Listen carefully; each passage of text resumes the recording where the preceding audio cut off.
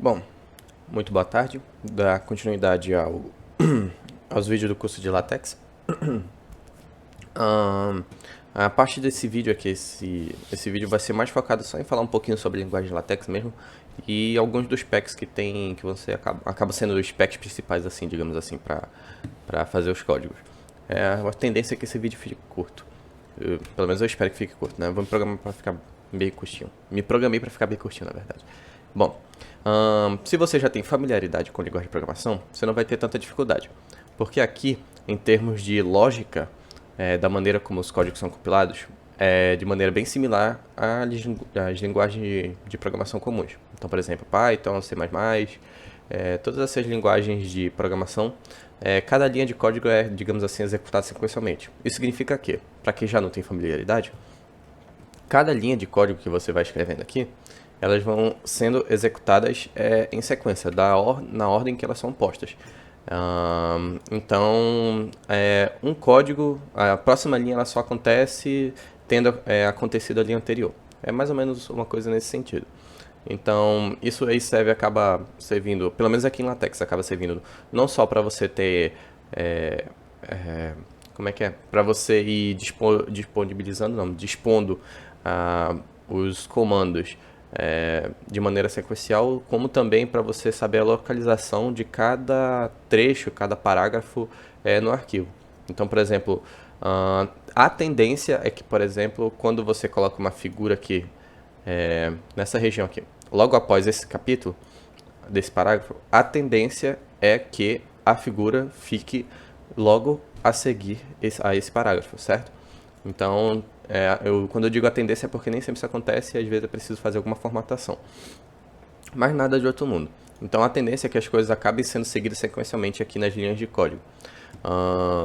Bom, nesse sentido também, a gente acaba tendo a parte dos erros que acabam sendo interessantes. Como eu comentei no outro vídeo, essa aqui, aqui no Overleaf você tem isso aqui para auxiliar onde tem erros no LaTeX. Geralmente as linguagens de programação, pelo menos comumente, quando você tem uma determinada linha de código que está errada, o programa ele vai executando. Quando chega naquela linha de código, ele para de compilar, e simplesmente para de compilar. Aí ele fala para você, deu erro na linha 289, por exemplo. Aí você vai lá e vê o que está errado nessa linha. Sendo que, no final das contas, o programa não foi efetivamente, digamos assim, efetivamente executado por completo. Aqui no LaTeX, aqui no Overleaf, ele acaba sendo um pouquinho diferente. Caso tenha, a gente acaba entrando em... Eu separo em 4 classes de erros aqui.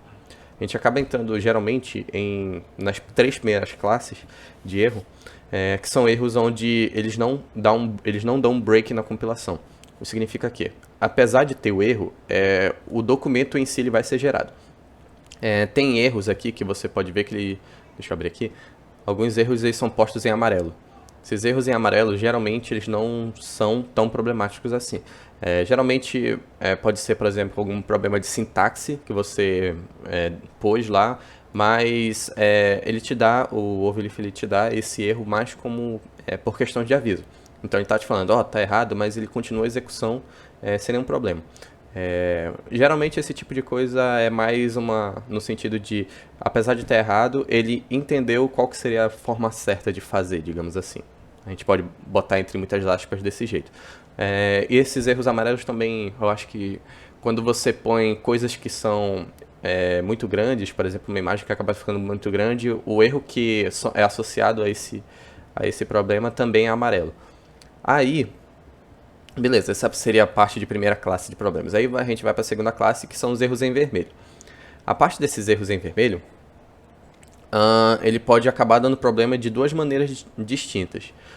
Na primeira, geralmente os erros em vermelho eles são do tipo...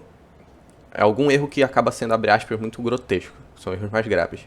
E geralmente, ou eles vão ser compilados de maneira, digamos assim, distorcida. Então, deixa eu ver. Se não me engano, eu tinha editado esse... Aqui, ó. Eu tinha editado esse carinha, esse documento. Aí a gente pode ver aqui, ó. Esse aqui seria um dos erros que ele acaba marcando como vermelho. Vocês podem ver, eu não sei se dá pra... Vou dar um zoom aqui. a equação aqui ela não está por completa. Deveria ter tido um espaço para poder separar essa equação em duas linhas. E você pode ver que essa equação está muito grande, cobrindo todo o documento, na parte horizontal toda a distância do documento. Então ele acaba ficando desse jeito, geralmente, os erros em vermelho. Ele compila, mas com alguma distorção. E num terceiro caso, esses erros em vermelho eles acabam compilando, contudo, na verdade, perdão, eles acabam não compilando. O documento ele é gerado, só que esses erros em vermelho, esses erros, digamos assim, mais graves, eles não são compilados nem distorcidamente. Na verdade, eles nem aparecem no documento. Ele te indica lá que tem um erro, o documento é gerado, e se o erro acaba sendo muito grave, a ponto de não ser do tipo que ele distorce a coisa que você escreveu, acaba sendo algo no sentido de que ele simplesmente não compila. Então ele não aparece no documento, certo? Aí vem a quarta classe, que é a classe, abre aspas, de gambiarra. Às vezes acontece de que, geralmente a gente não tem muito conhecimento de tudo que dá para fazer no LaTeX, e tem alguns erros em vermelho que é um pouquinho mais estranho aqui. Apesar de ele aparecer, e ele está aparecendo, você sabe que está errado, mas ele ainda compila do jeito que você queria. Então, mas ele está indicando o erro lá. Aí geralmente a gente simplesmente descarta. Obviamente tem as formas certas de corrigir. Esse documento aqui ele não é meu. Se fosse meu, muito provavelmente teria muito menos erros do que tem aqui. Eu sempre procuro minimizar essa quantidade de erros que aparece. Mas enfim, em termos dos erros que acabam aparecendo, dessas indicações que acabam aparecendo aqui no LaTeX, é basicamente isso. Eu vou falar um pouquinho aqui dos... Deixa eu ver aqui, ó. Daqui, ó, desse arquivo que vai aparecer, eu vou estar disponibilizando o template que eu geralmente uso nos trabalhos. Eu peguei um template que foi, se eu não me engano, foi para os PBICs, eu não lembro exatamente com quem eu peguei.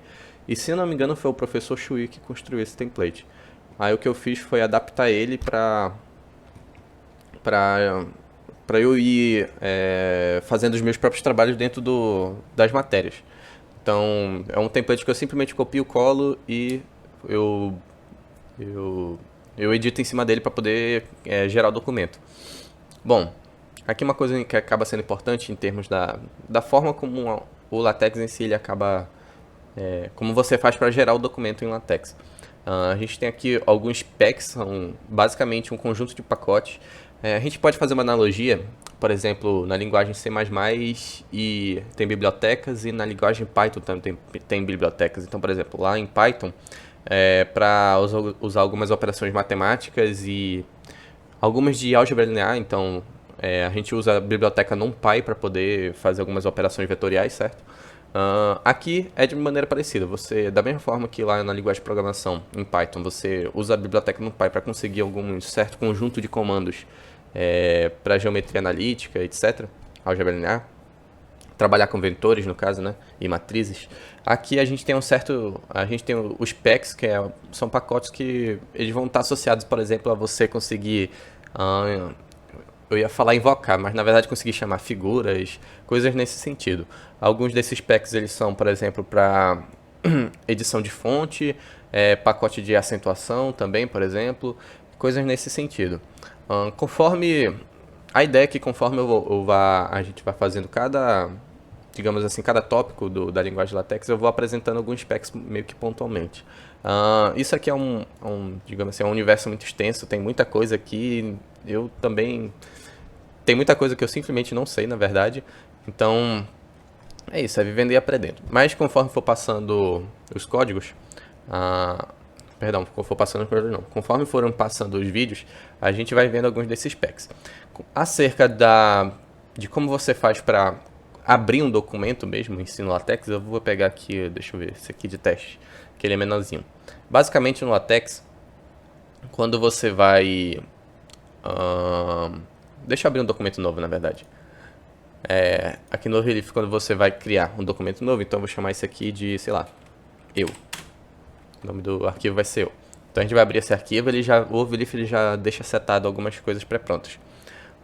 Umas coisas importantes aqui, ele já vem com esse conjunto de coisas já prontas, certo? Que vem por aqui. Duas coisas importantes aqui que são, digamos assim, o principal para você começar a abrir o documento em LaTeX aqui. O primeiro vou falar desse documento class aqui primeiro. você tem que declarar, digamos assim, a classe do documento. Isso quer dizer o quê? Você vai declarar ele sendo como um artigo, como... Aí aqui também, lá no primeiro vídeo eu comentei sobre o Beamer, que é a extensão para fazer slides, digamos assim. Se você... Aqui ele está como sendo o documento class article, certo? Que é para artigo. Então a gente vem aqui, se eu vier aqui digitar Beamer, que é para fazer os slides, então vocês vão ver aqui do lado, ó, que vai mudar. Esse carinha aqui, que está no formato de folha 4, etc., e quando a gente vai recompilar, ele vai ficar com o formato de um frame da mesma maneira que é o PowerPoint. Então muda o formato, certo? A ponto de curiosidade, só porque sim, né? Eu não mexi muito com o Beamer, mas eu sei algumas coisas bem basiquinhas. Quando você vai abrir alguma coisa, um novo slide aqui no Beamer, você vem aqui, por exemplo, escreve /begin frame. O próprio Overleaf ele já adiciona um end frame, então quando você abre um ambiente, você automaticamente precisa fechar logo depois, certo? E aqui dentro você tem, por exemplo, uma nova estrutura de slide. Então toda vez que... big F. Eu esqueci de pôr o R. Pronto. Aí... ele vai abrir um novo slide. Toda vez que você bota um bigger frame, ele apresenta um slide novo, certo? Aí é basicamente isso. Eu não vou focar muito nisso porque não é o foco, né? Mas ele tem a extensão para poder fazer slides, é um pouquinho mais complicado de mexer, mas não é nada de outro mundo, certo? Então eu vou voltar aqui para a classe documento article. E ele vai indicar um erro. Ele indicaria um erro, né, se eu desse para compilar, porque tem frame aqui que não faz parte dessa classe. Então eu vou fechar aqui. Certo? Bom, tendo declarado a classe documento, além do article tem a própria para formatar em ABNT, então, se eu não me engano é ABNTex2, alguma coisa assim. Eu vou lembrar depois. Eu vou ver depois, enfim, nos próximos vídeos. Aí vem um conjunto de packs que são parte da formatação, digamos assim, do layout, das coisas relacionadas ao documento, e packs também que são usados, por exemplo, para você conseguir importar imagens e coisas nesse sentido. Então aqui vem, digamos assim, vem todo aquele conjunto que eu acabei mostrando antes de coisas que são para configurar o documento. Aqui a gente vai ter provavelmente a parte mais importante, digamos assim, em termos de separar o que é o documento em si. A gente tem aqui o comando begin document, que é o que vai abrir o documento para você, certo? Então, tudo que a gente vai escrevendo em termos do trabalho em si, a gente vai escrevendo aqui. Escrever capítulos, escrever as seções, etc. A gente vai escrevendo tudo aqui desse ambiente document. Uma coisa que é importante falar também do LaTeX é que, eventualmente, a gente vai abrindo novos ambientes. Então, é a maneira como eu estou imaginando assim, de melhor expressar como são esses comandos aqui. Tem um certo conjunto de comandos que eu chamo de ambiente. Por quê? Basicamente, toda vez que você abre esse ambiente novo, abre aspas, ambiente novo, ele está relacionado com alguma entidade nova, digamos assim. Então, por exemplo, eu posso abrir aqui um ambiente que também existe, é o equation, que a gente vai ver posteriormente. Então, begin equation é um ambiente para equação, certo? Então, vou aproveitar e dar um zoom aqui para ficar melhor no vídeo. Espera aí que eu tô com uma outra telinha aqui para ajudar a ver. Certo? Então aqui a gente tem aqui begin equation para um ambiente de equação. Tudo que você escreve aqui está relacionado a uma equação e tem coisas, certo conjunto de elementos, de entidades que elas precisam estar dentro de um ambiente de equação para elas serem executadas, certo? Eu vou abrir também aqui próximos ambientes que a gente vai ver também. O ambiente para abrir figuras, se você quer importar uma figura, você abre o ambiente begin figure. Obviamente no final end figure, então aqui a gente tem um ambiente que o próprio Overleaf já bota a estrutura para você conseguir chamar uma figura também, certo? Deixa eu ver outro ambiente. Tem um ambiente tabular também, begin, deixa eu ver, tabular, begin table, begin tabular, que é justamente para você conseguir criar as tabelas e assim por diante. Existem vários ambientes, digamos assim, onde está relacionado a determinadas entidades que você vai colocando dentro do documento. Eu acho que, em termos pelo menos de introdução, para ter o básico para começar o curso em si, eu acho que isso aqui já é o suficiente. Então, a ideia é que esse vídeo fosse mais rápido, acabo tendo uns 15 minutos por aí. Então. Mas muito obrigado. O próximo vídeo eu vou falar, agora efetivamente falar sobre como construir as coisas dentro do documento. Então, o próximo ambiente é a tendência que a gente fale sobre capítulos, sessões, como você faz para abrir os capítulos e sessões, e também sobre sumário também. Abrir o sumáriozinho bonitinho, certo? Então, muito obrigado e até o próximo vídeo aí.